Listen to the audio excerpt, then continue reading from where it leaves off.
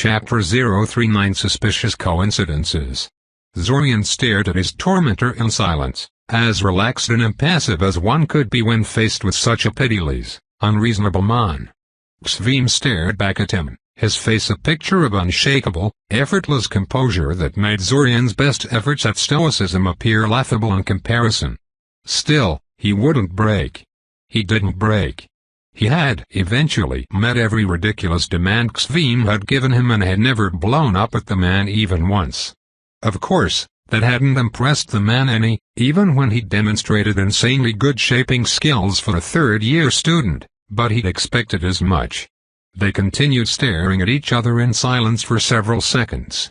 That, Xvim finally decided, was terrible. You are inflexible, slow, yet paradoxically impatient. I see in you a tendency to overreach, Mr. Kaczynski, moving on to advanced fields of study without a healthy foundation to back it up. A common problem with many of your fellow mages, true, but everyone else is doing it was never a valid excuse for anything. We will have to work on that before we tackle anything more substantial. Of course, sir, Zorian said calmly. I'll be sure to practice everything you've shown me back at home. Good. I expect a better performance on our second session, said Xvim, leaning back in his chair before making a shooing motion with his hand. You are dismissed. Zorian made a solemn nod, slowly rose from his chair and then fled the office as fast as he could without making it obvious he was in a hurry to leave. Only when he shut the door and put some distance from the room did he let himself relax. That could have ended up badly. Very, very badly. He knew he'd be taking a risk when he tried to read Xvim's mind, but the man had aggravated him so much that he couldn't help himself. Besides, what were the chances of Xvim deciding to shield his mind for a meeting with one of his students? Pretty good, apparently, because Zorian encountered a powerful mental shield when he tried to read his thoughts. He withdrew immediately, terrified that his telepathic probe had been noticed by the man. But whatever defenses Xvim had apparently gave the man too little feedback to notice Zorian's relatively delicate attack. Well, that or he did notice but decided not to say anything, but that seemed very unlikely. If that were the case, he would have at least made a snide comment or two about how sloppy Zorian's attempt was, even if he wasn't at all bothered by the attempt itself. It was very interesting that Xvim had bothered shielding his mind for their meeting, though. Was Xvim one of those mages who kept their mind shielded at all times, or did he somehow know about Zorian's talents? There were a lot of possibilities. Zorian made a mental note to barge into the man's office unannounced at some point in the next week, just to see if Xvim had his mind shielded even when not expecting Zorian to arrive. His thoughts were still preoccupied with Xvim when he arrived back home, at which point the realization that he could sense the minds of Nachka and her mother in the house pushed the topic of his so-called mentor out of his mind. That was unexpected. There had been no plans for them to visit, as far as he knew.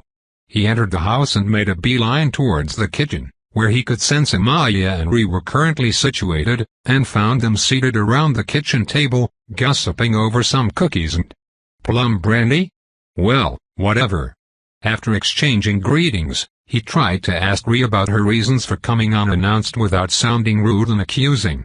He didn't quite succeed if the dirty look Amaya shot him was any indication, but Ri herself didn't seem to mind. Nachka was being impatient about your next visit, so I decided to take her to Kirill instead, she explained. Besides, it is not fair to make you spend your time on bringing your sister over to my home. You are a student of magic, with many additional obligations aside, I'm told, and I am but a simple housewife with plenty of free time. Simple housewife, right. If she really was what she claimed to be, he would. Well, he wouldn't do anything crazy, but he'd be shocked. It was possible, but she was too confident and emotionally composed to be some ordinary housewife. For myself, I have no complaint about Nachka coming here from time to time, Amaya piped in. So you need not worry about any complaint from me. I see, Zorian said slowly. He looked at Ri, and found her unflinchingly meeting his gaze. Though his empathy detected no hostile intent and she didn't do anything overtly threatening, he found her vaguely unsettling. It was her body language, He realized, though her posture was relaxed, she did not fidget or move at all. Making a snap decision, Zorian decided to take a risk for the second time in the day and dived into her surface thoughts. He didn't want to get too comfortable with violating the mental sanctity of people around him, but if a person looked like a threat, he felt it was justified. And Ri definitely looked suspicious to him right now. Ri's mind was not shielded, and she gave no indication that she detected his intrusion. That said, he didn't get anything worthwhile out of it. She was not feeling very introspective at the moment, nor thinking any incriminating thoughts. Mostly, she seemed to be studying him, even as he was doing the same to her. Much like Zorian could tell she was not a normal housewife, she too seemed aware that he was anything but a normal student. He decided to get her talking about her background and current situation, hopefully guiding her thoughts down the path that would reveal what her deal was. Besides, Imaya seemed to be getting more and more uncomfortable with their silent stare down, so if nothing else he should break the silence to calm her down a little. You know, I just realized I never did ask you why you and your family moved into Seoria, said Zorian. I bet it's a fascinating story. Over the next half an hour, Zorian spoke with Ri about her life and recent history, with Imaya occasionally jumping in with her opinion. Despite his efforts, Zorian failed to uncover any deep secret from Ri's thoughts. Her mind was too focused on what she was saying, with little in the way of internal musings or stray thoughts. The only thing Zorian could tell with certainty was that she hadn't lied even once while talking to him. Her story about her family moving from a small rural town to Seoria out of simple desire for a better life in the big city was something she honestly believed in, rather than some cliched cover story.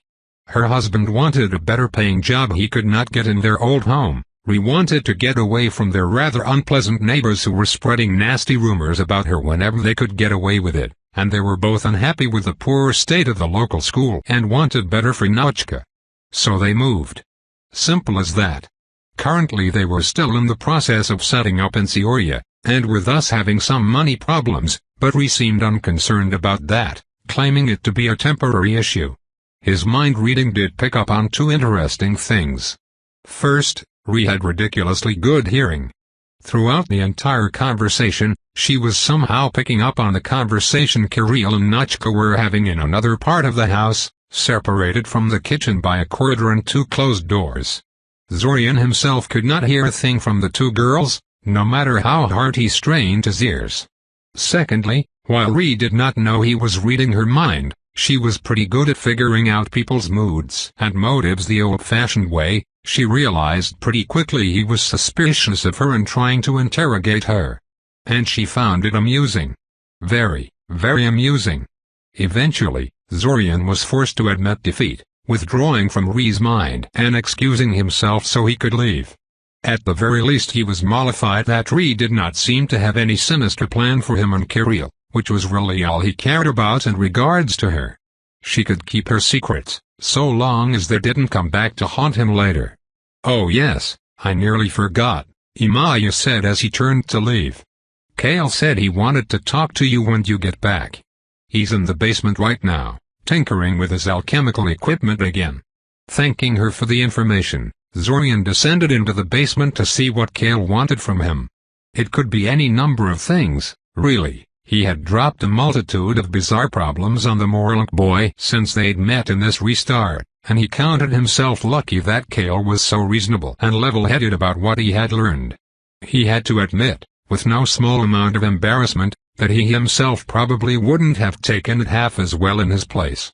Then again, he had the feeling that Kale's willingness to accept his explanation about the time loop came from greed. He was sure that Kale saw the time loop less as a terrifying anomaly and more as a fantastic opportunity that could catapult his skills and knowledge immensely if he played his cards right, and it doubtlessly influenced how inclined he was to accept Zorian's story as truthful. Case in point. Ah, you're here, Kale greeted him. Did you get the ingredients I asked of you? Yup, said Zorian, reaching into his bag and withdrawing a wooden box full of alchemical ingredients. There were no problems. Kale asked, accepting the box and promptly opening it to examine the contents. He pulled out one of the bottles from the box, the one full of inky black liquid, and brought it towards the light to check something. No. The shopkeeper looked at me strangely for buying so many expensive ingredients, but said nothing in the end. It would still probably be smart to buy the next batch from some other shop, though. Probably, agreed Kale, putting the bottle back and snapping the box shut. There was no offer of reimbursing Zorian for his expenses. One of the first demands Kale had of Zorian once he decided the time loop thing had something to it was for Zorian to finance his experiments to the best of his ability. He understood Kale's demand for what it was, not just a way for the boy to secure more funding, but also a challenge for Zorian to prove he believed what he was saying. After all, if he really believed in his own time loop story, he wouldn't care at all about spending his money like that, would he? Kale placed the box on the work table next to him, depositing it among the many other boxes, ceramic bowls, glass bottles and other alchemical instruments that cluttered Kale's workspace.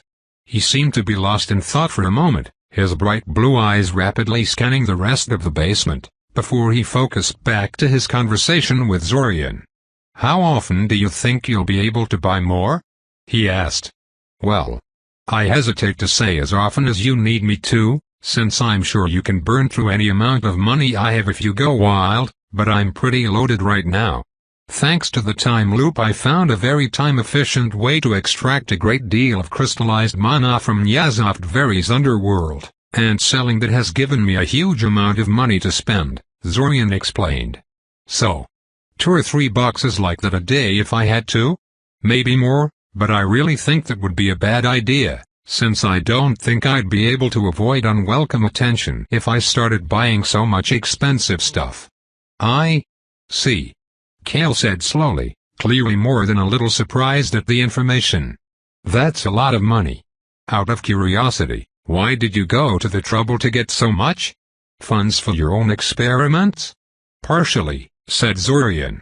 "It certainly makes things a lot easier when you can throw around money like it's nothing. Saves time. And yes, I know it's strange for that to be a concern when you're stuck in an ever-repeating time loop." "And the other part?" "Greed, I guess," Zorian admitted. "When I finally break out of the time loop I kind of want to have all my monetary concerns taken care of. Probably not the best use of my time, but, don't worry, I understand you completely," said Kale, smiling slightly. "I probably wouldn't have been able to resist doing so myself. In fact, I probably would have done it much sooner, even with the threat of other time travelers and the presence of more pressing problems you're dealing with. So many problems in my life would have disappeared if I had 1,000,000 pieces or so." "Well, you're an alchemist," Zorian said. "Your profession has always been very expensive to practice, unless you were one of those alchemists who were willing to limit themselves to components they could grow and personally harvest in the wilderness. It makes perfect sense that you'd want to get rich if given a chance. Perhaps. I don't think I'd be anywhere near as efficient about it as you are, though. Well, not without resorting to theft. The thought of looking for crystallized mana would have never occurred to me. What's so valuable about it that people are willing to pay so much?" Zorian gave Kale a curious look. "It's a bit strange to hear an alchemist ask that. I'm pretty sure that powdered crystallized mana is an important potion ingredient." "Not in the kind of potions I'm making," Kale said, shaking his head. "Ah. Well, crystallized mana is basically ambient mana in solid form. Harder to make use of than ambient mana, since it first has to be broken down into the more familiar, ethereal form before you can use it to power anything, but it is very convenient as a mana battery. Most mana batteries, such as the ones made with spell formulas, lose all stored mana in a couple of days to a week. Crystallized mana, on the other hand, is completely stable in normal circumstances. That's very useful if you want to, say, support a powerful magical item or warding scheme independently of ambient mana levels," explained Zorian. "Ah, so these are the crystals the new trains use for fuel," said Kale. "Yes," Zorian confirmed. "I heard that use of crystallized mana as train fuel is really driving the prices of it upwards lately, got a bunch of people worried. Very convenient for me, though." Shame it's only useful for powering items, Kale said. Having some kind of personal mana battery would have been a nice way of sidestepping your limited mana reserves. Have you looked into making such a thing? Even if it only lasted a few weeks, that should be enough to be useful in your circumstances. Of course I've looked into it, Zorian scoffed. It's impossible. Personal mana loses its affinity with its maker rapidly once expended, becoming indistinguishable from ambient mana in a matter of minutes. Ah. Indeed. What about alchemical solutions? Is there a potion that increases your mana regeneration, gives you a momentary mana boost or something like that? I doubt it. I think we would have all heard about such a potion if it was at all available. But it's possible, I suppose, especially if it has some serious drawbacks that curtails its use. You should probably ask Locave about that. If anyone knows how to answer that question definitively, it's him, Kale said. He squirmed uncomfortably. And since we're on the topic of Locave, I have a bit of a personal request. I'm listening, Zorian said curiously. Okay. Kale began. When I gave you that list of people to consult with in regards to soul magic, I did not exactly give you a list of strangers. We weren't best friends, but I knew these people. We had history between us, we met sometimes to exchange news and the like. To find out that someone had been going around, kidnapping and killing them, was very upsetting to me. Zorian winced. Now that it was pointed out to him, he had been really rather callous when he told Kale of the disappearances in Yazov Vary, hadn't he? This wasn't just another disquieting mystery to Kale, but an outright attack on him and his acquaintances. I'm not angry at you, Kale hurriedly added. I realize you already have a lot on your plate, and that staying alive and figuring out what is behind the time loop takes precedence over everything else. However, I would really appreciate it if you looked into these killers and figured out a way to stop them for good. Of course, Zorian immediately agreed. I had fully intended to do so anyway. I simply delayed that investigation until I had taken care of more pressing problems and gotten somewhat better at magical combat. Besides, he had figured that investigating the invasion forces here in Cioria would automatically bring him closer to solving that particular mystery. The two were clearly connected somehow, perhaps even two different fronts of the exact same operation. I see. That takes a load off my chest, Kale said, exhaling heavily. If there is anything I can do to help you with this, just let me know. I'm still in the process of asking around, but I think I can get my hands on a couple of truth potion recipes. I already have my own interrogation magic, but I suppose having more options to choose from never hurts, Zorian said. Truthfully, truth potions might actually be more effective than what he had in mind, at least at the current stage of the investigation, but he really needed to develop his ability to sift through people's memories, so he was reluctant to use them. Keep in mind that Locave already knows how to make a truth potion, so if your talks fall through I can just teleport you to his village so you can have a friendly chat with him. Perhaps he is willing to share. He knows how to do that? Sneaky bastard was holding out on me, Kale grumbled. Still, that does remind me that Locave is far from being a helpless victim, and neither is his priest friend. It might be a good idea to involve them in the investigation. They might be perfectly capable of taking the killers down on their own if you provide him with sufficient information. Now there was an idea. It would be hard to secure Lanix's cooperation without coming clean about absolutely everything, but the benefits could be immense. He would have to seriously consider it when he started to seriously tackle the problem of Yasko Manor and disappearances around Yazov Vary. Well, said Kale after a few seconds of silence, unlocking one of the drawers attached to his work desk and withdrawing a cheap, featureless notebook out of it. With it out of the way, I'd like to discuss another unpleasant topic with you, your soul marker. Zorian straightened his back a little, suddenly alert. Truthfully, when he had told Kale about the soul marker and allowed the Morlock boy to perform a scan of his soul, he had not expected much. Kale may have been a necromancer, but he was very much an amateur one. Still, he figured it wouldn't hurt to put some trust in the other boy. Both Locave and Alanik were rather narrowly specialized when it came to their soul magic expertise, And it was entirely possible that they had missed something that a full-blown necromancer, even a novice one, would find obvious. It seemed that was indeed the case. "What is it?" he asked with barely hidden excitement. Kale sighed and pressed the notebook into Zorian's hand. Leafing through it, however, Zorian realized he didn't understand anything in it. It was full of unfamiliar diagrams and alien jargon, interspersed with brief paragraphs that meant nothing to one who lacked sufficient context to understand them. He shot Kale an annoyed look. "I'll be blunt," said Kale, ignoring his glare. "Your marker shouldn't work." Seeing Zorian's confused expression, he moved to explain. "I was immediately suspicious when you described how tightly the markers entwined with your soul. Why would someone make such a deeply embedded marker and then make it a simple unchanging identification stamp like you assumed it was?" The desire to make the marker resilient to damage and harder to remove could explain some of it, but it was still excessive. There are less invasive means that would have only failed if the soul was so mangled that the person was effectively dead. Those methods do have a noticeable flaw, though. They are a lot easier to copy than what you have rooted in your soul. That, I felt, was key. The marker was designed to foil attempts at copying it to other people. And in order to do that, it needed to check up on the host soul to see whether it has been transplanted to another person. Zorian interrupted.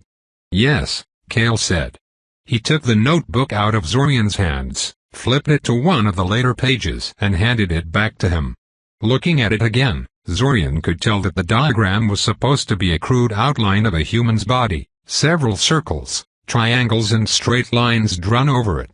Below it was a short paragraph talking about essence channels, feedback nodes and transition barriers. It still didn't mean much to Zorian, but he could tell this time that it was supposed to represent Zorian's soul, the marker attached to it and their interaction to one another. "I do not claim to completely understand the marker," Kale said. "Or even most of it. It's an awe-inspiring thing, clearly made by a master soul image. I especially like how it makes itself inconspicuous to casual soul scans. I'm not surprised I never detected it before being informed it was there.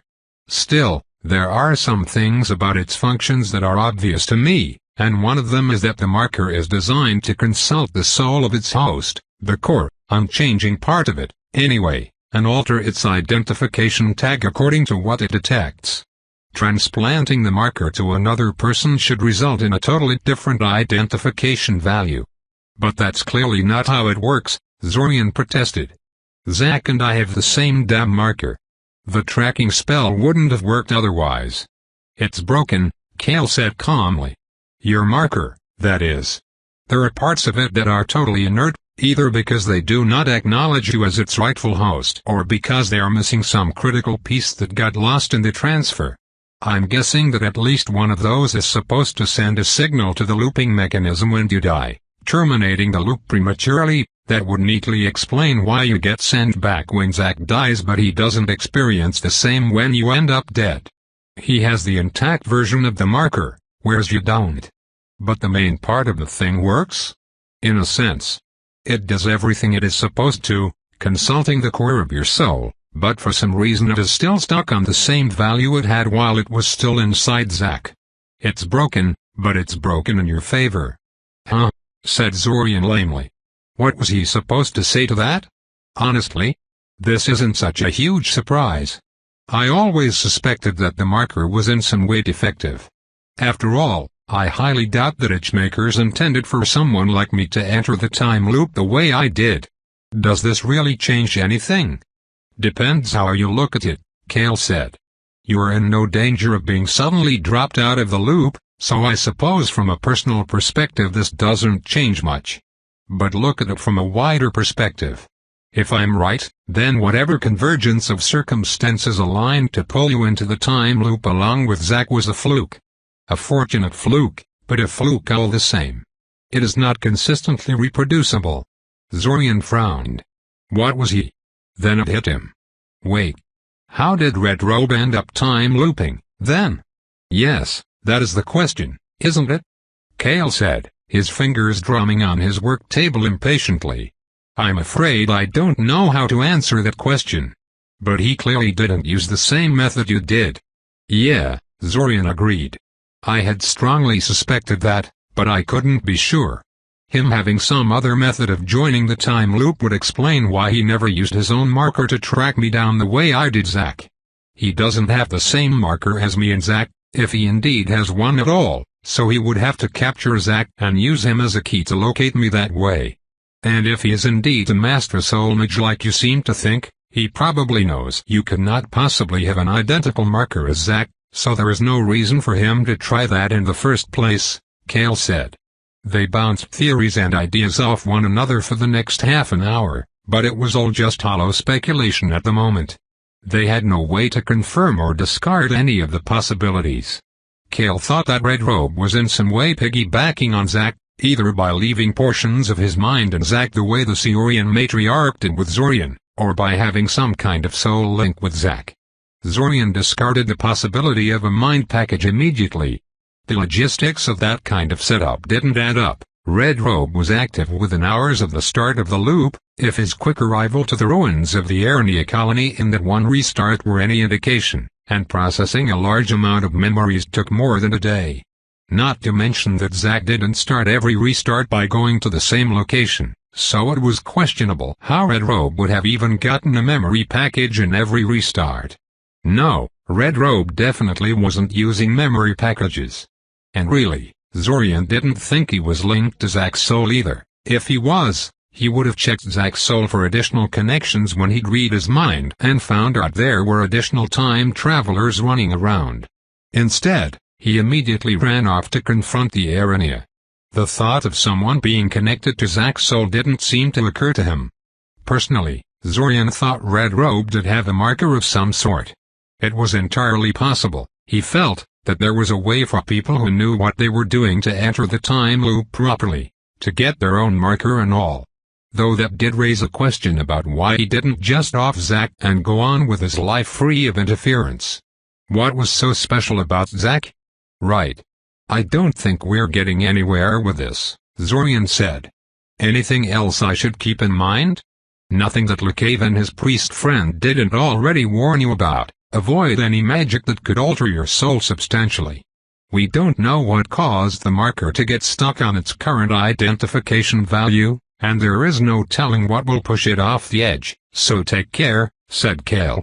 I was afraid to do that even before now, and for that exact reason too, Zorian said, leaning back on making a deliberately dramatic sigh. Pity, though. I guess my dream of turning that stupid Grey Hunter Silver Lake sent me to deal with into my very own familiar or becoming a Grey Hunter shifter is doomed to remain just a dream. Didn't you know? There is a reason why most shifters are made from normal animals, Kale warned him. Being a shifter means you get instincts from the other part of the soul, and magical creatures always have very strong souls. The more magical the creature, the stronger. And they tend to be extremely violent and territorial. With regards to Grey Hunters, I'm fairly certain they don't tolerate even their own kind, much less anything else. Such an attitude would bleed over to you if you became a Grey Hunter shifter. And there's also the matter of inheritance to consider. Even if you were able to master a Grey Hunter's soul and not let its urges rule you, there is no guarantee that your children would be similarly strong-willed. Especially since they'll have those urges from the day they are born. I'd strongly recommend against that course of action. As for making it your familiar, keep in mind that it takes a long time for the soul link to mature and that you need to be close to it the whole time.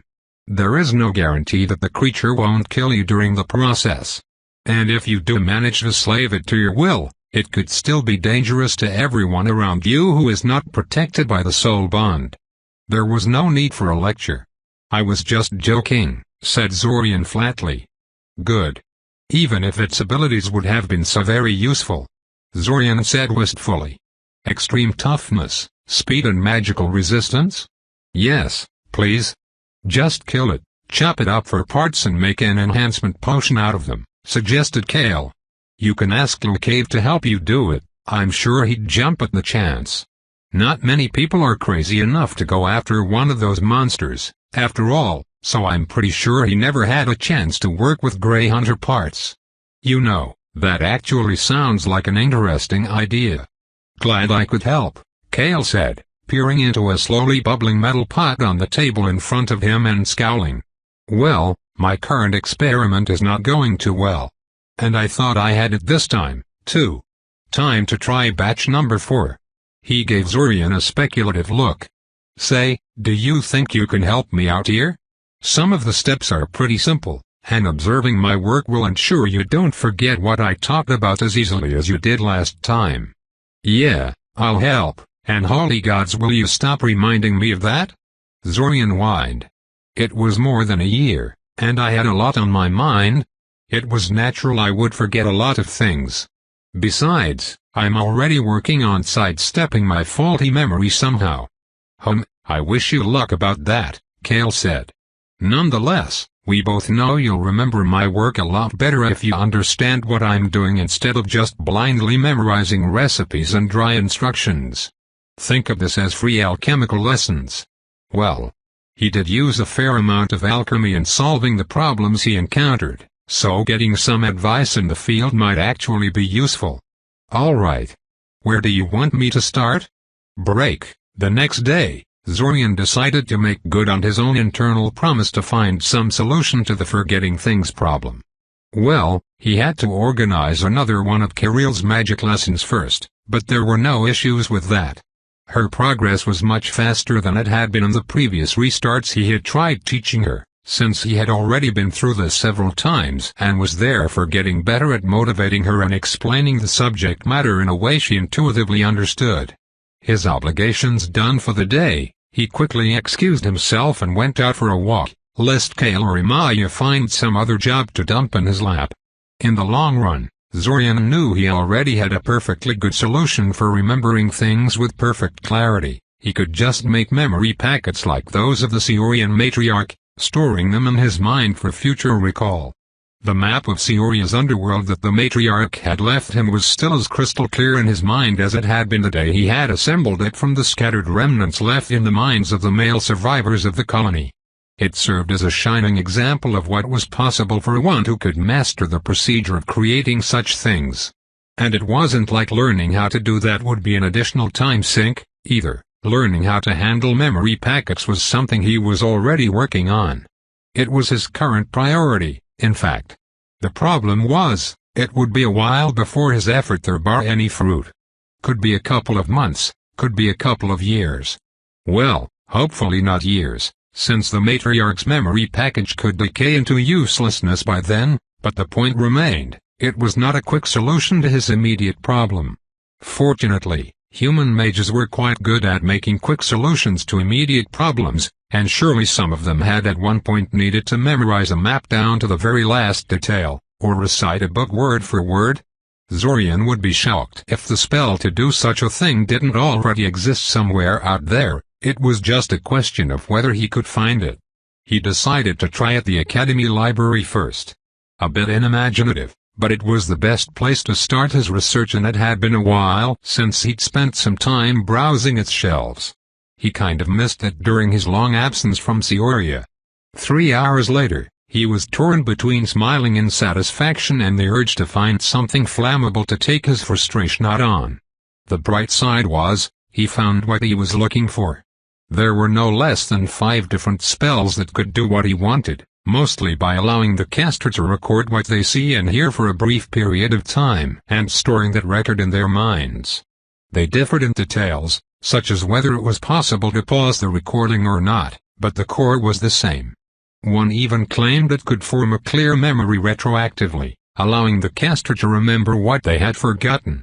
The bad news was that these spells were only available in the restricted section of the library. Specifically, the mind magic section of it. Zorian leaned back in his chair, precariously balancing it on its back 2 legs and taking his glasses off to massage his eyes.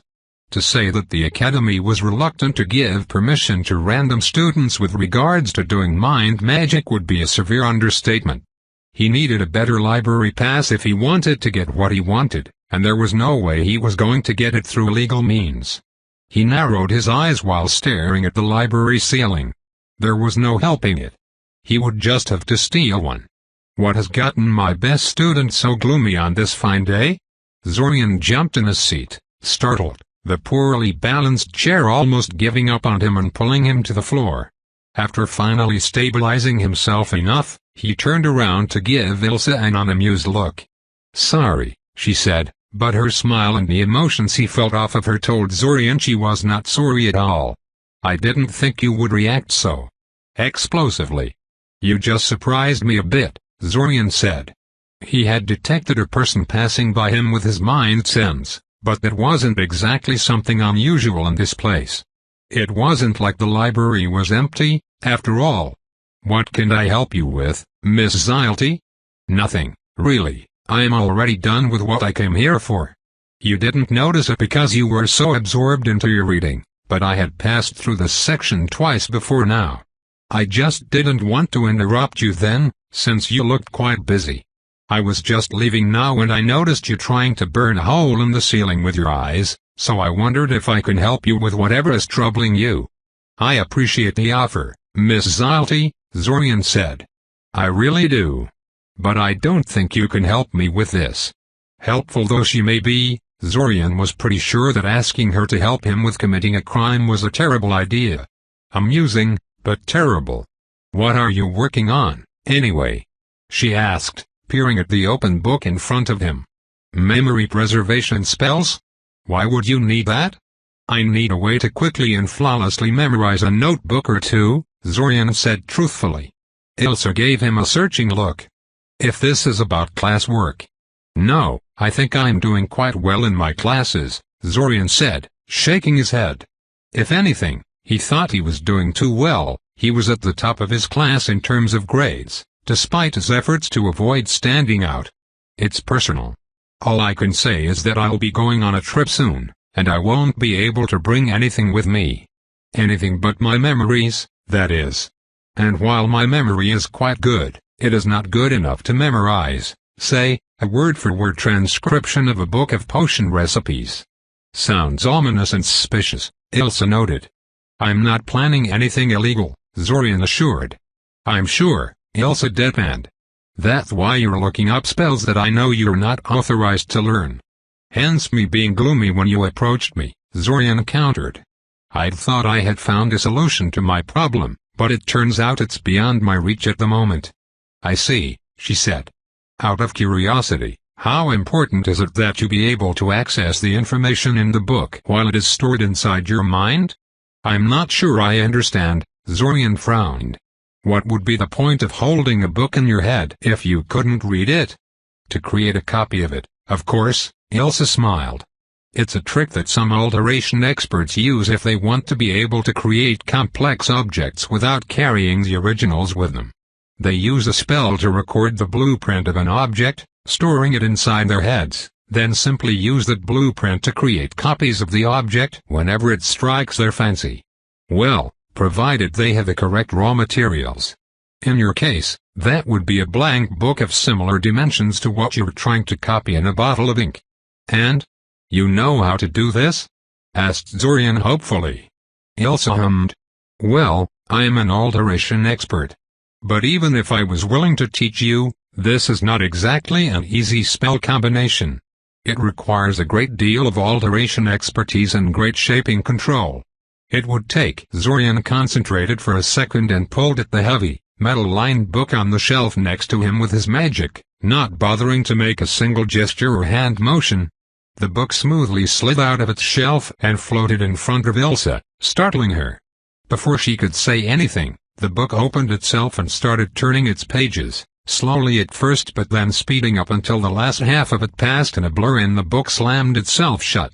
His point made, Zorian smoothly slotted the book back to its previous place on the shelf. "I can't think of a proper way to prove my alteration expertise right now," said Zorian in the resulting silence, "but I'm perfectly capable of restructuring a metal pen into a fully functional metal watch." "How much harder would this be compared to that?" "Not exactly harder," Ilse admitted, still staring at the book on the shelf with a frown. "But certainly different. You'd have to practice for a few days before you can get that right." She shook her head and tore her eyes away from the book to stare Zorian in the eyes. "We're going to have a talk about this on Monday, Mr. Kaczynski. Does that mean you agree to teach it to me?" he asked. "Not yet. I'll need to run some tests on you to see whether you can handle the spells safely." Ilsa soon left, leaving Zorian alone to his own thoughts. He closed the book in front of him, setting it aside. Ilsa's spell combination wasn't exactly what he had been looking for when he searched for a quick and dirty solution, but it could work. In fact, it was even better than his original idea in some regards. Much less annoying to use, for instance. Plus, he wouldn't need to painstakingly transcribe the information from his head every time he wanted to add or change something. He would give Ilsa's method a chance. But he was going to steal a better library pass anyway.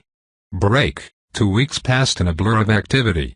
Most of it was routine, like him accompanying Tivan and her team to the dungeon, teaching Cariel or helping Kale with his alchemy, and having his soul occasionally scanned by the other boy, with little results thus far. It helped that Cariel actually had a friend her age this time, so she monopolized his time a lot less. Whatever dark secret her mother harbored, Zorian had to admit Nachka's presence made Cariel a lot more manageable than she usually was, so he was definitely going to visit the bridge in future restarts as well. 2 main things stood out from the rest. The first one was that he had managed to learn the spells Ilsa had talked about, and they worked just as she said they would. He was happy that he could finally keep written notes on what happened in the time loop, since he now had a method of effectively transferring his notebooks into the next restart. Kale was happy too, since he could now be much more liberal about the amount of information he was sending over to his future self. He promptly gave Zorian 4 fully filled out notebooks to store the blueprints of, with a promise of 1 more by the end of the restart. Zorian really hoped Kale wouldn't accumulate notebooks so rapidly in future restarts, because Zorian could only hold about 15 blueprints in his mind. The matriarch's memory packet didn't leave much room for anything else, really. The second interesting thing was that he had all but confirmed that Xvim had his mind shielded at all times. He had barged into the man's office 3 different times, and the shield had always been active. Sadly, his unannounced visit seemed to have finally provoked the unflappable man somewhat, so now Zorian had 5 different shaping books on his reading list for their next session. Depending on which book Xvim decided to focus on, their next lesson would consist of Zorian making detailed shapes out of sand, telekinetically dismantling a watch without breaking any of its parts, playing around with candles and matches, trying to apply paint on canvas without using any brushes, or carving glyphs into stones with his fingers. Or maybe all 5 if Xvim was feeling particularly vindictive. But that was all background activity. The real focus of his efforts was tracking the Ebisons and the cult of the World Dragon, mapping the structure of their organization. Originally he wanted to be cautious, spending most of the restart just observing everything, identifying their members and locations they met and did business in, but, well, he saw his chance and he took it. While the Ebisons were mostly full-blown mages and lived deep underground in heavily warded bases crawling with guards, only periodically visiting the surface, most of their allies in the city were far more modestly protected. Zorian followed around cultists and simple mercenaries that worked with the Ebisons, tracking them down to their homes and reading their thoughts as they skulked around. The wards on their houses, if they even had them, were hilariously easy to avoid or break, allowing Zorian to root through their stuff for additional clues and connections with other members of their conspiracy. He had found out some interesting things. For instance, not all of the Ebison agents in the city were aware of what they were getting themselves into. The various merchants that smuggled food and other supplies to the invaders seemed entirely ignorant of whom they were really supporting. It was just business to them. Apparently there were numerous secret bases and operations happening in the deep reaches of Sioria's dungeon, and most of them were fairly inoffensive, illegal harvesting operations for dangerous substances, secret research facilities by various trading groups, even a government black site of some sort. The merchants thought they were simply supplying one of these many shadowy factions and never pried much into the identity of their customers. A couple of mercenaries knew that the invaders planned to do some kind of terrorist strike during the summer festival, but didn't care about the details so long as they got paid. They didn't seem to be aware of the true scale of the invasion. Then there was the cult of the World Dragon, who honestly baffled him. The cult had a very complex, confusing structure, with lots of different ranks and categories of membership, and every rank seemed to have been fed a different story. On top of that, some members seemed to be in it purely for the benefits and had never bought into the cult's belief system in the first place. They were in it for the money. Apparently, being a member of the Cult of Dragon could be pretty profitable if you played your cards right. They knew that the cult planned to release a primordial at the summer festival to ravage the city and everything around it, of course, but didn't believe the primordial in question even existed, so no harm in going along with it, right? Right. There was still no evidence that Red Robe was in any way operating among the invasion forces, nor that he had shared even a speck of knowledge with them before running off to do something else, so Zorian decided to be a little more aggressive and start actually practicing his memory reeling on acceptable targets. To that end, he identified a small cultist gathering, organized by a trio of magic-wielding members who appeared to be of a slightly higher rank than the usual dregs Zorian encountered thus far, and prepared to subdue them for questioning. 8 armed cultists, 3 of whom were magic wielders. His old self would have called him crazy for trying to tackle them all on his lonesome, even from ambush, but they never really stood a chance. He trapped the house they were to meet in before they even got there, having found out about their chosen meeting place several days in advance, and took them down one by one as they came. Mostly by telepathically compelling them into falling asleep, much like the Arania had tried to do to him such a long time ago when he'd first encountered them. The last arrival was a mage who had a mind shield spell formula on a ring and fought his attempt off. Zorian was forced to deal with him via slamming him into a wall a couple of times with some judicious application of the Force Blast spell. Once they were all down and tied up, Zorian took a deep breath and concentrated on diving into the memories of his first victim. Before he got instruction from the Yellow Cavern Guardians, Zorian sort of expected that probing someone's memories would be like one sometimes sees in adventure novels and the like, a walk through some psychedelic mindscape, where the intruder has to navigate deeply symbolical mazes and fight mental representations of the victim's psyche, and whatnot. The reality was nothing like that. Or at least the way Arania did it was nothing like that, and the Yellow Cavern Guardians had seemed more than a little amused when Zorian had described the idea to them. Instead, memory probes simply consisted of a powerful telepathic probe that punched through the surface layers of the victim's mind and then started branching throughout their inner self in search of whatever the psychic was after. It was by its very nature a dangerous procedure. Unlike lighter, surface manipulations, deep scans like the one he was about to do could permanently ruin a mind. An amateur like Zorian was all but guaranteed to cause irreparable damage on his first try, unless they had spent years doing careful exercises which Zorian had no time for. Thus, he was not terribly surprised when that first man ended up as a mindless husk 5 minutes later. The convulsions and foaming at the mouth that preceded it were very disturbing, however, and almost made him give up on the whole thing right then and there. He didn't even manage to read anything out of his memories, so his death had been for nothing. A few minutes later, after he'd had some time to calm down and drown out the little voice in his head telling him he was a monster for killing a defenseless man like that, he continued with victim number 2. He decided not to stay so long inside the minds of the rest of them. Number 2, 3, 4, 5 and 6 survived his probes. They could even wake up someday.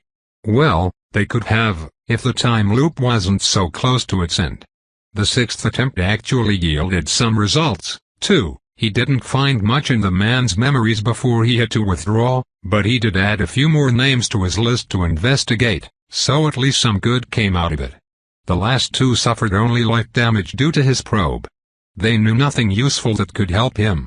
Zorian left the house feeling hollow, wondering whether he was really justified in doing this. He came home to find Kirill in tears and the entire household in an uproar. Ree and Sasashel had been found dead in their home, brutally murdered by what appeared to be a monster missed by the many extermination squads operating in the city by now. Of their daughter, there was no trace. Chapter 040 Shifting Tracks. Zorian woke up very early in the morning, roused from his slumber by the faint, incoherent mumbling of Kirill sleeping beside him. For a moment he wondered why Kirill was sleeping in his bed instead of being in her own room, But then he snapped out of the confused half-dream state he was in, and memories of the previous evening came rushing into him. Rhea and her husband were dead, their daughter missing. An event that had completely blindsided Zorian, who had never heard of anything like that happening in the previous restarts. Was this something that usually happened and he just never heard of it, or did the many changes in the wake of the Iranian destruction somehow cause this? The fact that Rhea and Saw had been killed by a wandering monster seemed to suggest the latter, but Zorian had a hunch there was nothing random about that monster attack. The cephalic rats had been monitoring the Sashal household for a reason, after all, and the invaders were ever so fond of slaving dungeon denizens to their will and using them as their attack dogs. Kirill, of course, neither knew nor cared about Zorian's musings on the matter. Unlike him, who was not terribly close to the Sashal family and for whom their deaths would in no way be permanent, Kirill had gotten very close to Nochka and was devastated to hear about the attack. Not even pointing out that she may still be alive could get her to stop crying. After all, the police said her parents were killed by a dungeon denizen, and those weren't exactly known for kidnapping people and keeping them alive for ransom. In the end, Kirill only calmed down and went to sleep when Imaya gave her some homemade calming tea that kicked in suspiciously quickly. Probably a mild opiate. He should have asked for a cup of it himself. In all likelihood, he had already been rather unnerved by his experience of reading the cultist's memories, and was thus ill-equipped to deal with this brand-new crisis. Moving slowly, Zorian carefully extricated himself out of his bed and vacated the room, trying not to wake up Kirill. He was pretty sure he failed in that regard, as her mental signature abruptly got more active about halfway through his retreat from the room, but since she never said anything and kept her eyes closed, he figured she didn't want to talk to him yet.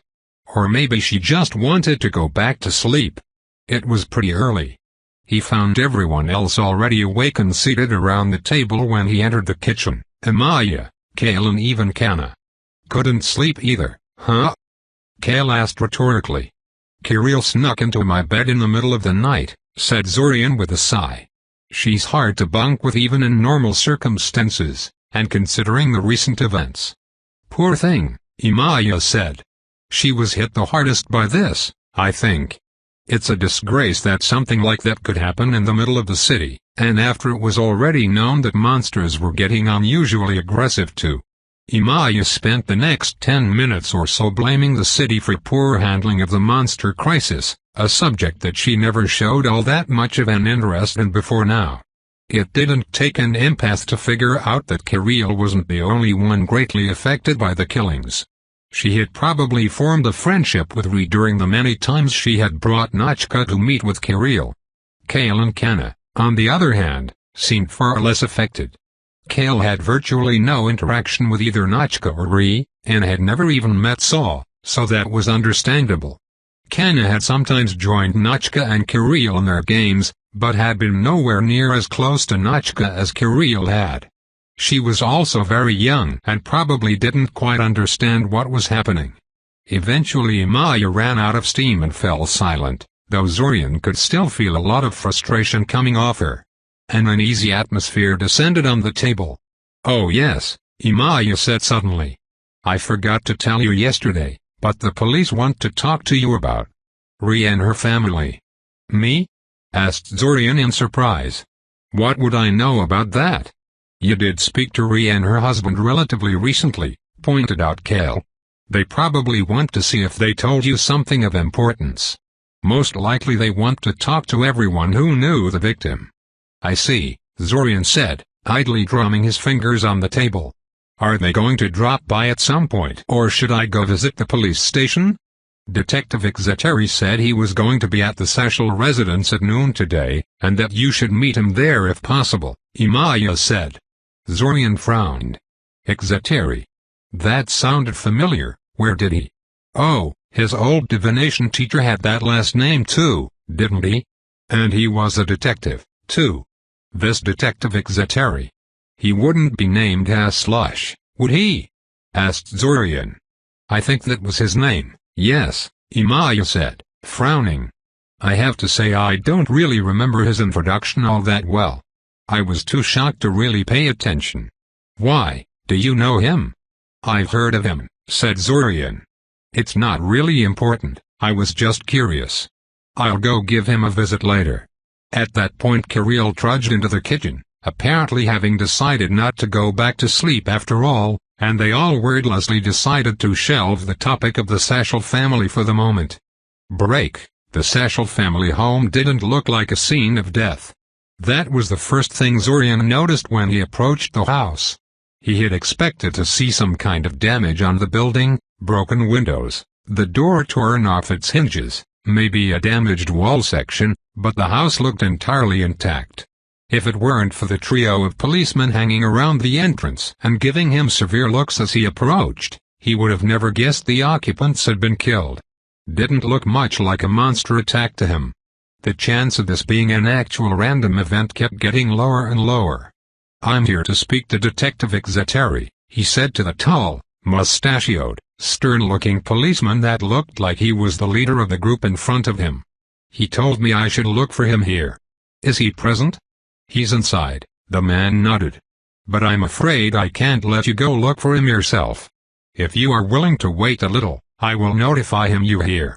"I'm fine with that," said Zorian, though internally he wasn't happy. He had wanted to take a look inside the place to see if he could spot any clues. He doubted the police would be willing to tell him any details about the killings, after all. Inconvenient. He could just wait until they left the place alone and sneak in then, but that might take several days. Most of the clues would have gone cold by then, assuming they hadn't been confiscated by the police as evidence. Besides, there wasn't all that much time left before the end of the restart, so his window of opportunity to conduct an investigation was very small. Damn it, he so didn't need this right now. "Wait here, then," the mustachioed policeman said. "What is your name, boy?" Zorian gave him his name, and the man promptly disappeared through the door to fetch a slush. After 5 minutes of waiting in uncomfortable silence while the other two policemen gave him suspicious looks, however, he could tell it would take a while for the man to return. Zorian shuffled in place uncomfortably, probably looking mightily suspicious to the two policemen scrutinizing his every move. He knew it wasn't entirely rational, but he was profoundly unnerved about being so close to law enforcement. Logically speaking, they had no reason to suspect him of anything, and this entire talk was likely just a formality. He'd had bad dealings with the police back in Surin, though, and he was also dealing with Slush. His old teacher could be scarily perceptive at times. Zorian wouldn't put it past the man to notice something strange about him and bring him in for more detailed questioning, which would be a gigantic waste of time at best, and at worst would necessitate an early end to the restart via suicide. He'd prefer to avoid the latter possibility at all costs. Kirill was already devastated about losing a friend, so having her brother suddenly blow himself up in the police station all of a sudden would be terrible. True, Zorian wouldn't be there to see her anguish, and the restart would end a few days later, but just imagining the possibility made him ill. Maybe he should read Slush's mind? Slush was probably trained in detecting and resisting mental intrusion, being a mage working for law enforcement and all, but Zorian's particular brand of mind magic was very non-standard. He didn't use any obvious chants and gestures, so maybe he could get away with it. It would probably answer a lot of questions and would allow him to avoid any obvious blunders while talking to him. But no, that was too much of a risk. Besides, he had a much better target for something like that standing just beside him. He doubted those mundane policemen were trained in dealing with mind magic, beyond maybe being given a few pointers. A secret is only as strong as its weakest links. He proceeded to worm his way into the two policemen's thoughts. He found out that they were really not as interested in him as he had been imagining, but they also weren't thinking about the Sashel family either. One of them was hungry and thinking of the dinner his wife was making him back home, and the other was fantasizing about some female administrative employee back in the station. Well, that was okay, he would talk to them and lead their thoughts back to the situation at hand. "So, I don't want to get you gentlemen in trouble or anything, but is there anything you can tell me about what happened here? Saw and Ree had been friends of mine and I was shocked to hear what happened to them. Is there anything you can tell me about all this?" Zorian didn't really expect them to say much. He fully expected them to give him the silent treatment until Slush got outside, but simply mentioning the topic was usually enough to get a person to start thinking about it. He didn't expect to be hit by a veritable wave of distrust and derisiveness coming from his link to one of the policemen, though. And he looked like such a normal-looking kid, too, the man thought to himself. I'd never have guessed he was hanging around a bunch of thieving cat shifters. Just shows you can never trust outward appearances when it comes to magic bullshit. Ree was a cat shifter? Huh. That made a lot of sense, actually, explained some things. What he didn't understand at all was that the policeman seemed to think this made Ree and her family bad people, so much so that Zorian was apparently bad just for associating with them. Apparently he had physically reacted to this revelation, because the other policeman noticed it and spoke up to forestall any possible unpleasantness. He didn't seem to see Zorian's reaction as any evidence of mind reading, chalking up his reaction to him being able to sense the change in his partner's bearing and facial expression. We're just here to look tough and discourage curious neighbors from snooping around, kid, the other policeman said. We don't know anything more about this than you do. In all likelihood, some sort of dungeon creature made its way into the house and killed the couple inside. For anything more you'll have to wait for Officer Kalen to come back with the detective. The first policeman lightly shook his head before catching himself and stopping. The creature that killed him simply sauntered in through an unlocked door instead of breaking in and attacked absolutely no one else in this entire crowded neighborhood. If that was an actual monster incursion, I will eat my own shoes, the man thought to himself. The kitties probably stuck their noses in some shady business, like usual, and got off for it when someone took offense. Gods know they got their paws on everything these days. Zorian frowned. What about Nochka? Their daughter? I was told her body was never recovered and that she might still be alive. The two policemen suddenly became very uncomfortable. Even the first one, who clearly didn't like cat shifters as a whole, felt bad about the little girl who reminded him of his own daughter. Neither of them thought there was much chance of Nochka ever being found again, but they were unsurprisingly unwilling to tell this to Zorian and instead tried to think of a suitable non-answer they could give him. They both breathed a sigh of relief when their exchange was interrupted by the arrival of their mustachioed friend who exited the house with Slush in tow. Slush, for his part, decided to lead Zorian on a walk away from the house, ruining his plan to keep mind-reading the mundane policeman while they talked for additional clues. It might be for the better, actually. Paying attention to two different thought streams at the same time had already been rather hard. Trying to have a conversation with Slush while doing the same would have probably been impossible. So, Zorian. I can call you Zorian, right? Slush asked. Zorian nodded, aware that the man had a massive dislike for formality. Right. I'm guessing Miss Karashka has told you what happened back there, but just so we're clear, Ree and Susashel were found dead in their home yesterday morning, along with the mangled corpses of two giant centipedes.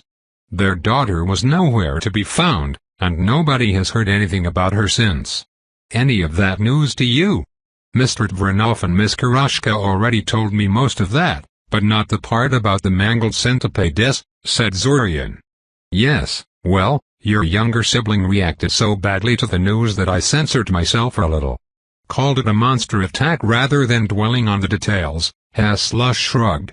I apologize for upsetting her so much. I'm told I can be a little tactless at times, but it's a hard trait to lose. This line of work tends to make you more than a little bit morbid, and I sometimes forget most people aren't exposed to death and crime every waking moment of their lives.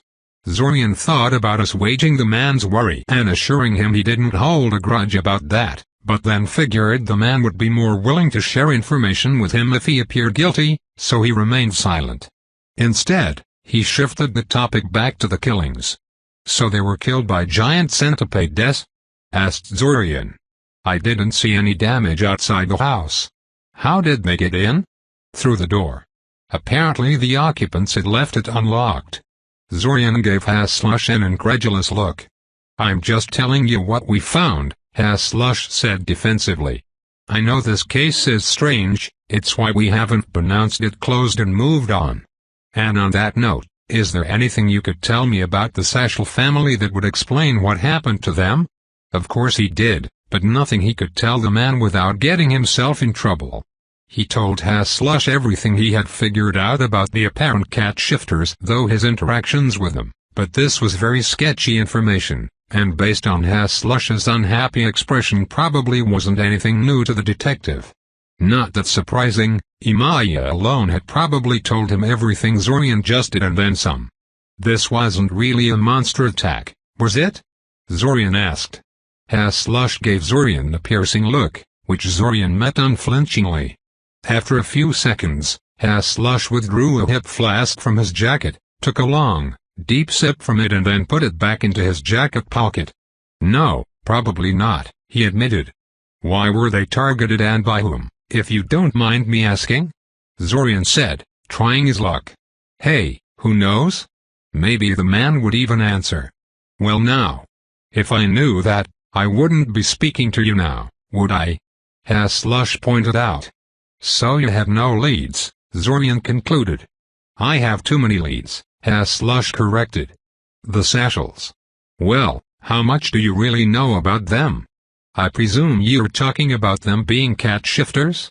Zorian guessed. Ah, so you do know about that. I've been wondering about that. The rest of your housemates didn't seem aware of that fact, but Imaya said you were unreasonably suspicious of Ree right from the start. Well, if you know what they are, then you surely know why this could be any number of things. I don't, actually, said Zorian shaking his head in denial. I was suspicious about Ree because she looked suspicious and I am a paranoid person. Them being cat shifters never factored into it, and to be frank I know virtually nothing about them. What's the deal with cat shifters anyway? Bluntly put, most cat shifters are heavily involved with crime, Slush said. Theft, smuggling and spying, usually, but occasionally even assassination. Their alternate forms are tailor-made for such shady activities, after all. Cats are small, stealthy animals whose presence is hardly ever notable in and of itself. How many new, never seen them before cats do you see in a week? A lot. Right. In a big city like this, unfamiliar cats are ubiquitous. Few things threaten them aside from humans, and most humans don't hurt cats without reason. And on top of that, shifters get the ability to access traits of their animal form even while they're human, meaning cat shifters get things like night vision, a sense of smell powerful enough to put most dogs to shame, superior balance and agility, and a whole bunch of other benefits. I'm still a bit surprised this lets them be so active in crime, said Zorian. You'd think the sheer flexibility of classical mages employed by the various police forces would allow them to shut down a shifter group operating like that, regardless of their special abilities. Ah, but you're assuming cat shifters work alone, which is not the case at all. They are hands down the most firmly assimilated shifter type of them all. They live in cities and towns among ordinary people, and are virtually indistinguishable from a normal human on casual inspection. Everything a regular citizen could do, cat shifters can as well. In particular, this means they have no problems in getting classical magic of their own. Hell, their links to crime mean they can get their hands on many things an average mage can't, like permanent enhancement rituals or illegal spells for evading notice and influencing people. Do you have any evidence that Ree and her family were that type of cat shifter though? Zorian frowned. Maybe I'm naive, but they didn't look like that to me.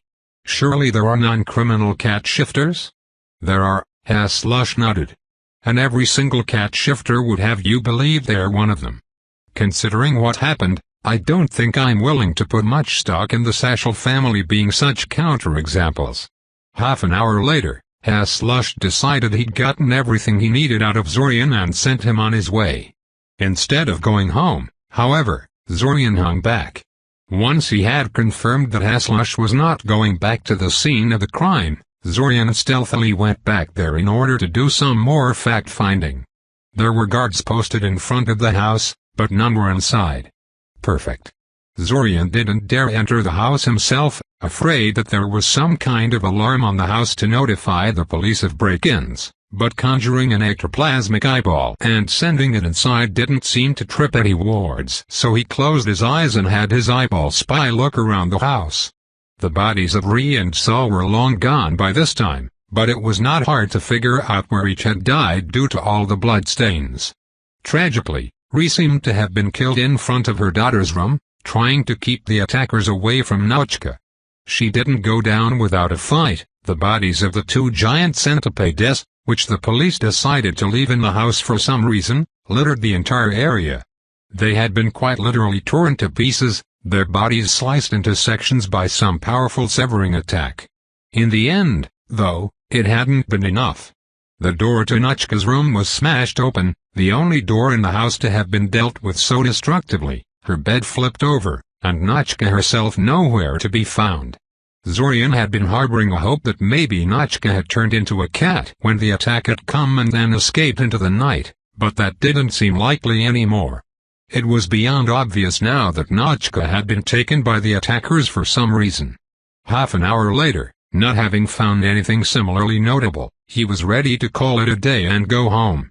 That's when he searched the place where Rhea had died again, and noticed something interesting on the severed head of one of the centipedes. Faintly carved into the chitin of one of the forward sections of the centipede was a very familiar symbol, a circle with an archaic Ecosian pictogram for heart inside of it. It wasn't the official symbol used by the esoteric order of the Celestial Dragon, but it was one of the several secret signs that their lower order cultists used to signal other members of their membership. After inspecting the rest of the centipede parts and failing to find anything else significant, Zorian let the eye dissolve and walked away. So his initial suspicion was right, this wasn't some shady deal coming back to hunt Rhea and her family, it was connected to the invasion somehow. Admittedly, Zorian had no idea how, but he knew where he could find that out. The cult of the World Dragon was going to get a lot more visits from Zorian in the coming days. Break. After that day, Zorian's daily schedule changed completely. Kirill lost all interest in magic and no longer attended the lessons he had organized for her, and he decided to free some more time by dropping his membership in Taven's group and skipping most of his classes. He spent most of this extra time planning and executing attacks on known members of the cult of the World Dragon, trying to find out what they did with Nauchka. He attacked them incessantly, hitting 2 or more locations a day, and ruthlessly memory probed every cultist he'd disabled in those excursions. He learned some interesting things doing that. For instance, while Sadamir Kondre, the mayor of Nyazov-Vary, was indeed a member of the cult, he was a very independent-minded one. To the point that the cult was very annoyed with him. They seemed to have no idea he was killing soul mages around his town, nor did he have any links to the Ebusons as far as they knew. The man promised to give his flocks of iron beaks and hordes of winter wolves to the cult of the World Dragon, not to the invaders as a whole. Zorian supposed he might be in contact with the Ebusons on his own initiative, but it was equally possible that his soul mage killing practices were his own thing. What he hoped to accomplish with that, Zorian could only guess. He also found some emergency resource caches that the cult scattered around the city, its underworld, and surrounding villages. They looked very stealable. He made himself a note, a real written note, seeing as how he could now effectively take a notebook with him to the next restart, to search through those in some future restart for anything interesting or easy to sell for some quick cash. When it came to locating Nauchka, however, his successes had been underwhelming. He managed to track down the group that kidnapped her, but they had simply been following orders and had long since handed her off to another group. He then tracked down that group too, but they no longer had her either and also didn't know who had her now. He had dived deeply and aggressively into their memories, shattering their minds beyond repair, but to no avail. The man they handed Nauchka to was a total unknown to them, other than being a high-ranking member of the cult, and they had absolutely no idea where she might have ended up in. Truthfully, Zorian had already suspected that kidnapping Nauchka had been the whole point of the attack on the Sashel family, so his findings weren't a huge surprise. The fact that the order had come from the very top of the cult indicated they considered it to be of critical importance. They also told both groups that Nauchka had to be delivered alive and unharmed to the transfer point, forbidding abuse under the pain of death, which was also fairly strange. Why? Why did they want Nachka so badly, and why was her continued health so important? He suspected the answer was something in line with their sacrifice to the primordial to wake him up. Demon summoning often involved ritual killings, so it wouldn't surprise him much if unbinding a primordial required the same. Still, why Nachka in particular? Because she was a shifter? The cultists did refer to the primordial as, among other names, he of the flowing flesh, which could indicate an ability to change its physical form. There were other shifters in the city, though. Other cat shifters, even. He didn't think he could get to the bottom of this by the end of the restart. If he had another week, maybe, but the restart was near its end, and the cult of the World Dragon was getting more paranoid in the face of his constant assaults on them. They'd already tried to set up an ambush for him the last time he tried to attack a location, and only his ability to read people's surface thoughts kept him from stumbling into it and getting himself killed. He wasn't going to get much from them in the 2 days he had left before the summer festival. Although, as horrible as Nachka's kidnapping was, it could prove to actually be a huge opportunity for him, so long as it happened predictably in every restart. If he could place some kind of tracker on Nachka, she could lead him to the highest echelons of the cult of Dragon, those who had stayed well hidden from him up until now. Also, if she really was intended as a sacrifice like he suspected, she could lead him to the place where the cult intended to perform their unbinding ritual, which could be a key to a lot of mysteries surrounding the cult's actions, perhaps even the time loop itself. He would have to wait and see how events would play out in the next restart. Break. Can we talk? Zorian looked away from the novel he was reading and glanced towards Kirill, who was currently standing on the doorway, nervously gripping one of the support beams. Strange. Kirill had been very subdued and asocial ever since Nachka had disappeared, rarely ever bothering him anymore, so her approaching him like this was quite unexpected. Sure, he agreed easily. He wasn't doing anything important at the moment, anyway. He was supposed to be organizing his notebooks so he could store the latest blueprints in his mind, but he just didn't feel like doing that at the moment and was instead procrastinating with some light reading. He could spare some time for his little sister. What is it? She ran up to him and, before he could tell her to stop, hurled herself on top of him. As he was currently lying on his bed, she ended up basically reenacting what had long become a very familiar scene to Zorian. Damn it, Kiri, I get enough of that crap at the beginning of each loop. Thought Zorian, but refrained from actually saying it out loud. Kirill was already shaken up, no need to snap at her when she finally decided to open up a little. Where are your shoes? He asked instead. Don't tell me you've been walking around the house barefooted again? Kirill glanced at her feet and gave him a guilty look. Don't be like Mom, Zorian. It was only one time. You're doing it right now, too, Zorian pointed out. Okay, 2 times, she said, pouting. He put a bookmark into his novel, laid it aside, pushed her off of him and rose in a sitting position.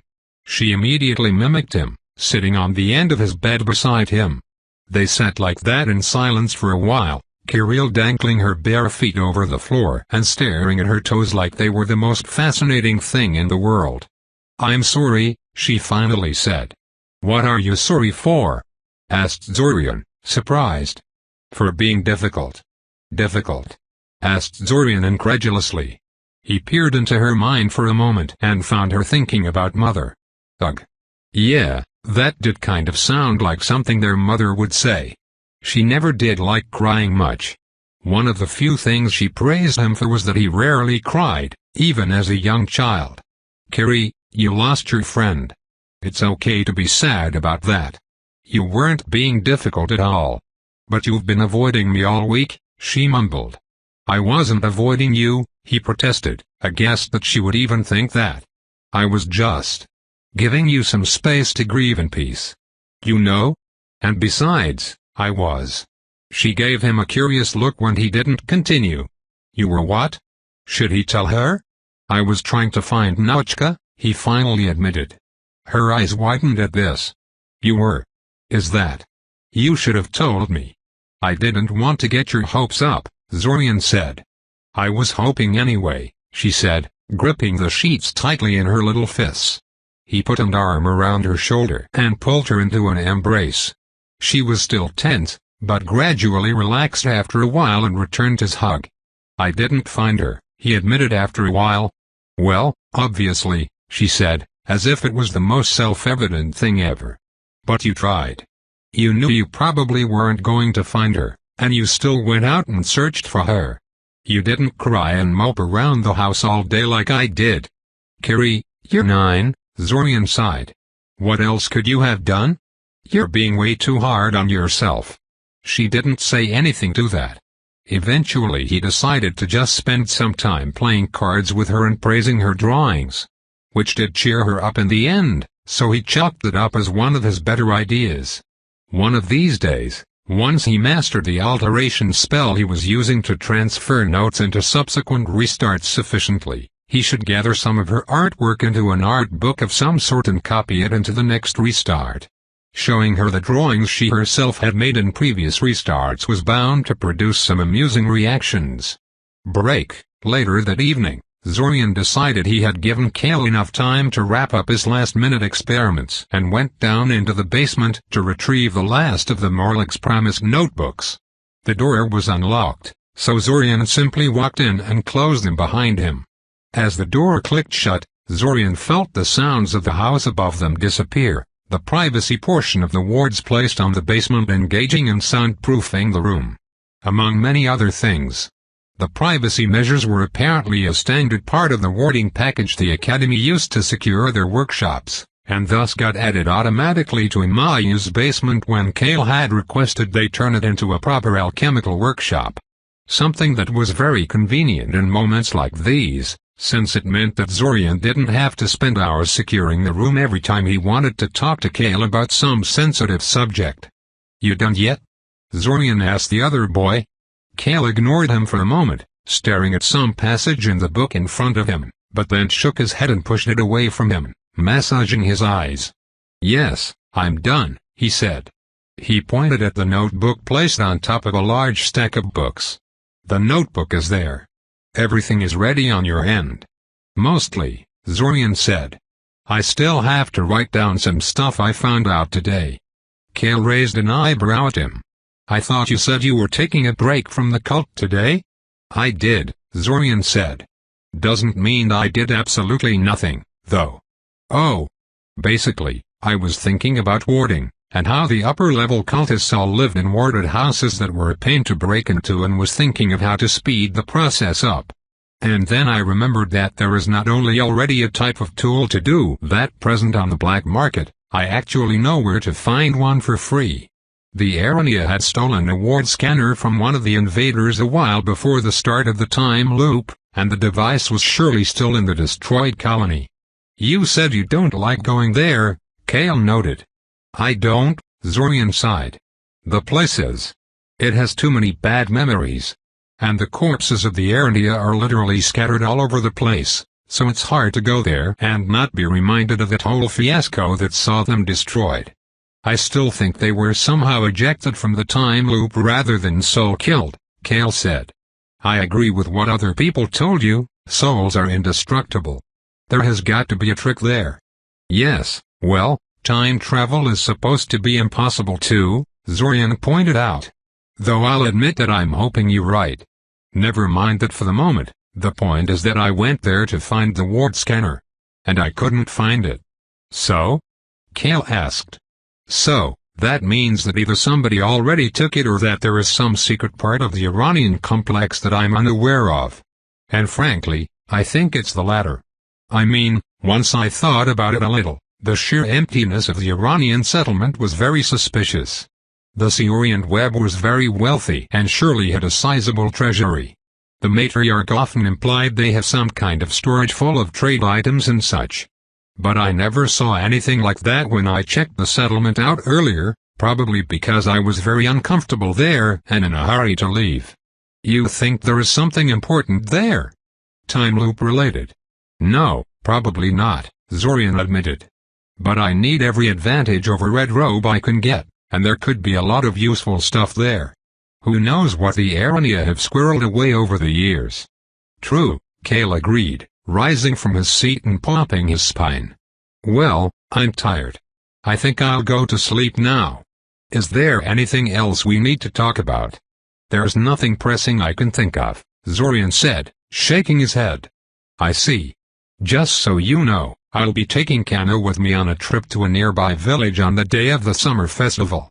I don't really want to be in Seoria when the invasion comes, and I'm even less enthused about Kana being caught up in the invasion." "I understand. I'm glad. If you want, I can take Kirill with me," said Kale. "I know you've been agonizing about what to do with her for a while now." "Yeah," agreed Zorian. "I don't want to leave her alone for the invasion, but at the same time I need to be able to move freely if I am to investigate what's happening with the invasion after all these changes." "You think she'll agree to go with you?" "I don't know, that's up to you," Kale shrugged. "All I can do is make an offer." Fine, I'll talk to her," Zorian sighed. "That'll be a lovely talk, I can already tell." "Notify me what you decided by tomorrow evening," said Kale.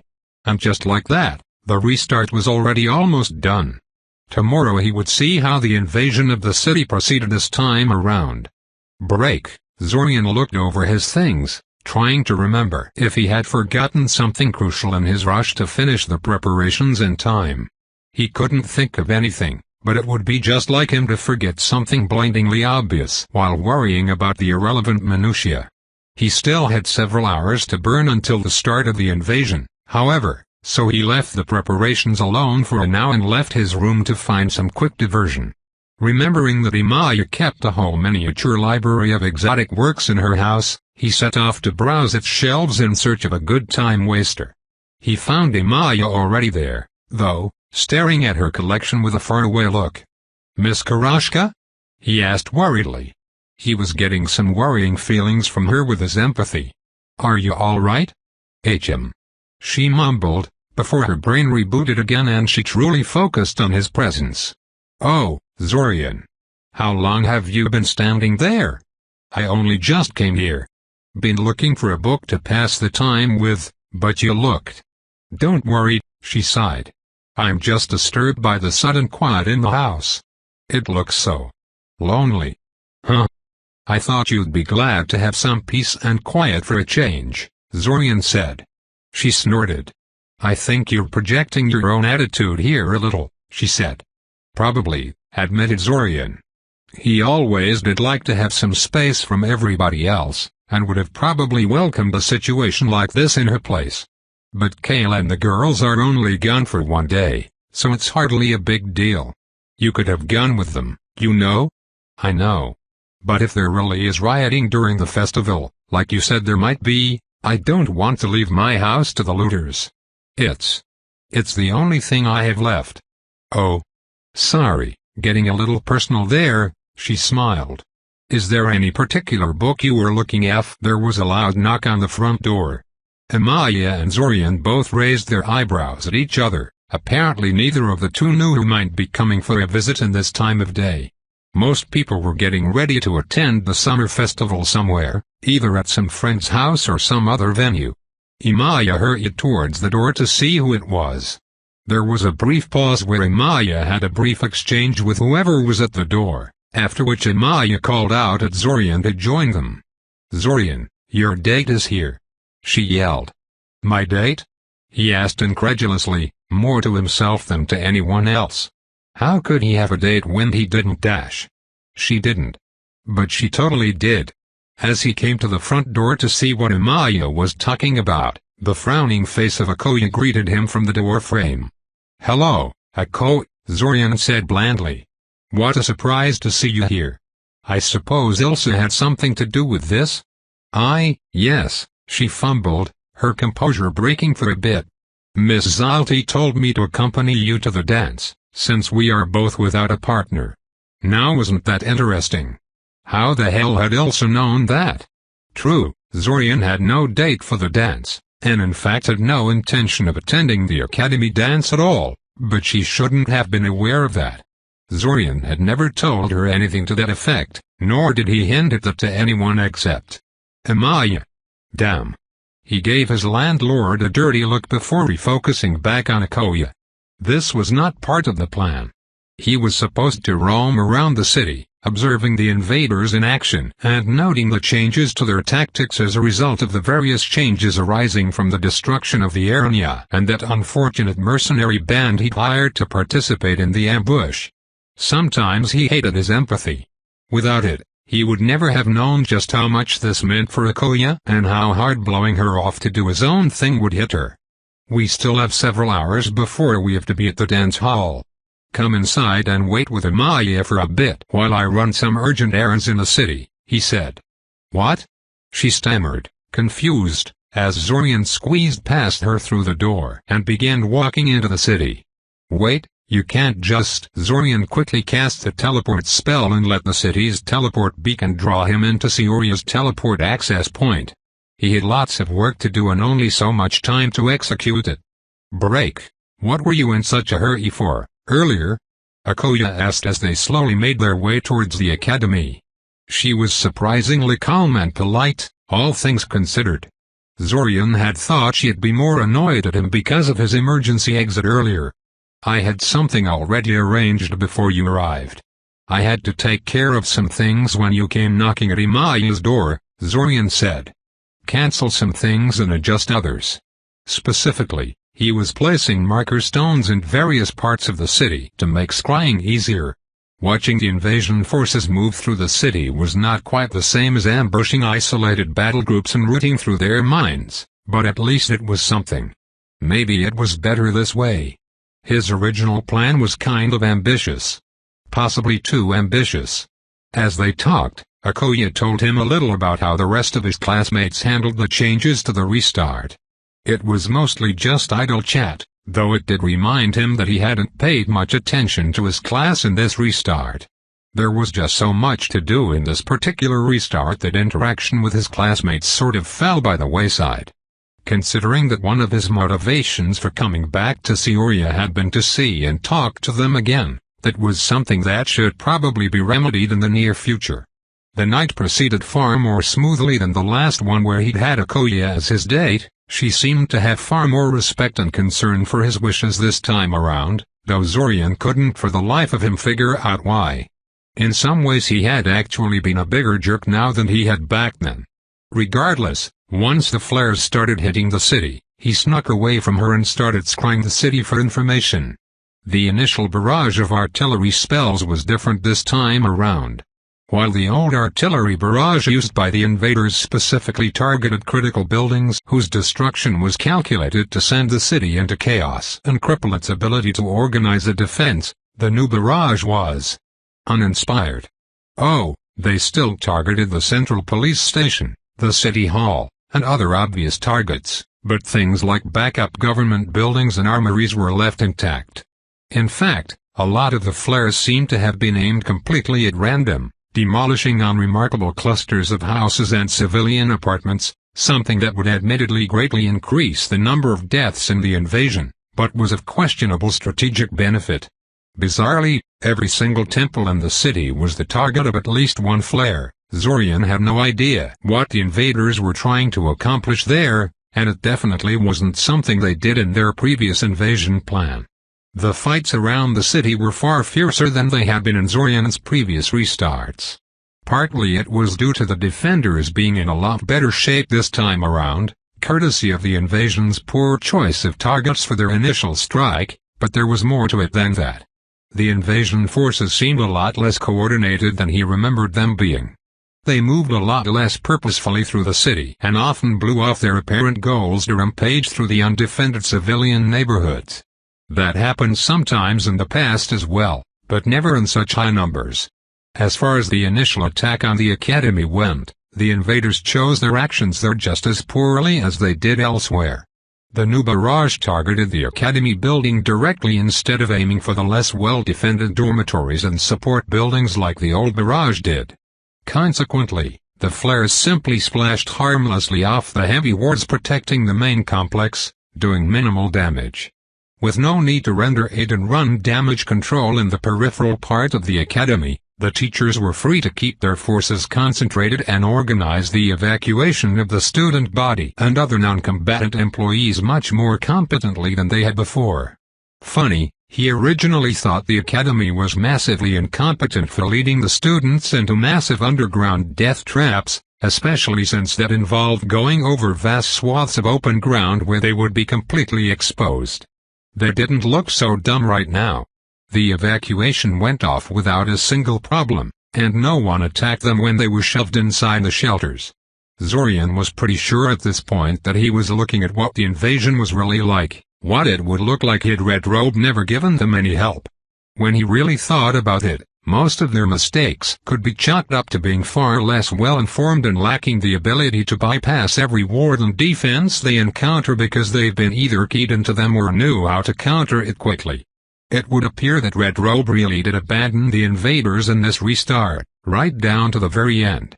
Was this a one-time thing, or did Red Robe suddenly decide not to meddle in the invasion anymore?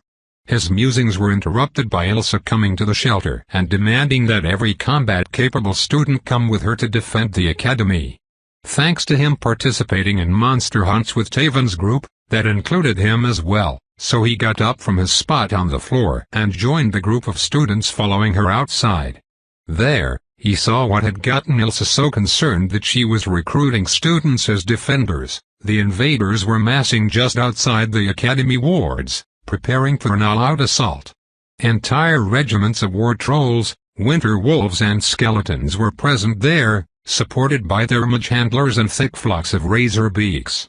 More unusually, there were a couple of flying drakes mixed in among the deadly corvids, and two bulky, elephant-sized lizards stalked in front of the miniature army.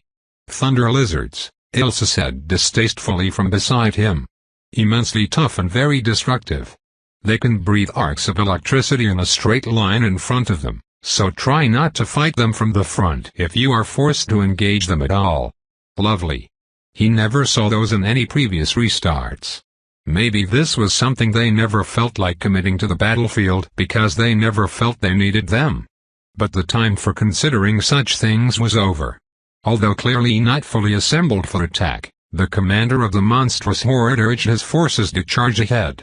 Maybe he felt that waiting for the rest of the forces would be a bad move since the academy defenders were busily fortifying their positions, or maybe he was just impatient. Either way, they surged ahead. Thunder lizards leading the charge. Zorian knew he could offer very little by simply pouring some more offensive spells into the attacking horde along with the rest of the defenders, but he had a better idea anyway. Focusing on the two thunder lizards, he felt their simplistic minds and was overjoyed to find out that they were far less magically resistant than he had feared. He suspected that might be the case. The invaders were probably controlling those things with mind magic to begin with, so it would only make sense that they were not all that resistant to it. Regardless, this meant he could manipulate them. Not to the extent of directing them like puppets, but enough to negate their attacks. Sure enough, when the lizards started approaching the makeshift barricades that the teachers had made out of the ground via alteration spells, the two lizards opened their toothy mouths and tried to blow up the barricades with their thunder attack. Zorian quickly seized control of their movements and made them angle their heads towards one another, their thunder attacks colliding with each other's bodies. A surge of anger flooded the minds of the two thunder lizards, and they halted their charge in favor of roaring at each other, too dumb to realize their actions were caused by outside influence. Zorian seized on this opportunity, amplifying their wrath and urging them to fight each other, and the two of them promptly collided with each other and began fighting to the death. To their credit, the rest of the invading forces simply flowed around the two battling behemoths, unconcerned with their failure. The battle was joined. Break. Zorian stared at the battle site full of corpses, more than a little bit dazed. He had been in a fair amount of battles ever since he had gotten pulled into the time loop, but nothing quite like this. The fight had quickly turned chaotic once the two forces seriously started engaging one another, and even now that it was over, Zorian still wasn't sure what exactly happened there. They won in the end, repulsing the attackers. The mages decided to flee when enough of their monster minions got killed, but they lost far more people in the attack than Zorian had thought they would. Zorian himself was surrounded by a pack of winter wolves at one point and only survived thanks to no less than 5 blasting rods he had smuggled into the dance hall with him. Well, that and Chiron's timely arrival with reinforcements to drive the attackers back. He jumped in fright when someone's heavy hand clasped his shoulder suddenly, almost blowing their head off with a reflexive piercer before he realized it was just Chiron. "You're the one that was messing with the heavy-hitter monsters during the whole fight, aren't you?" his combat teacher asked. "Yeah," Zorian shrugged. "No need to keep it a secret this close to the end. I felt that was the most effective way of contributing to the battle that I was capable of. Well, that flying drake would have roasted poor Nora alive if you hadn't made it plowing to the ground suddenly, so thanks for that. Though we're really going to have to talk about how you learned how to do that and what exactly your limits are." "Huh?" Zorian snorted. "It's far too late for that, I'm afraid." "Oh?" Chiron asked, a mixture of warning and curiosity in his voice. "Yes," Zorian confirmed. He consulted his watch to see what time it was. It was 2 hours and 39 minutes after midnight. "I'm afraid this loop is just about to end." Chiron stared at him blankly for a few seconds before opening his mouth to say something. Before he could utter a single word, though, everything went black and Zorian woke up back in Surin, ready to start this month anew. Told continued.